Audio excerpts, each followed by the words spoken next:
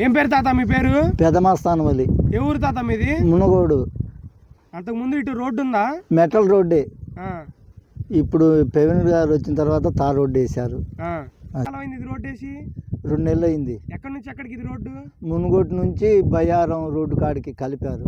Okay, అంతా బాగానే ఉందా రోడ్డు? బాగానే ఉంది. అబ్బాయి, సంవత్సర కాలంగా భాష్యం ప్రవీణ్ గారి పరిపాలన ఎలా ఉంది? బాగానే ఉంది. రోడ్డు వేసారు, నడుస్తున్నాం, బాగుంది రోడ్డు. అంతకుముందు మీ పొలం రేట్ ఎంత ఉండేది?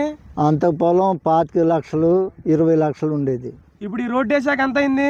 50 లక్షలు పోయింది. చంద్రబాబు గారు వచ్చాక రేటు పెరిగింది.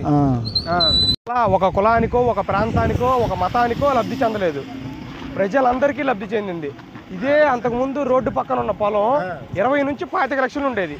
ఇప్పుడు ఇదే రోడ్డు పక్కన పొలం 50 నుంచి 60 లక్షలు అయింది. ఇప్పుడు ప్రజలందరికీ లబ్ధి చేరింది. అందుకే కదా ఇది ప్రజాప్రభుత్వం అనేది. ఇది మంచి ప్రభుత్వం. రోడ్డు మునగోడు నుంచి అత్తులూరు వెళ్ళే రోడ్డు.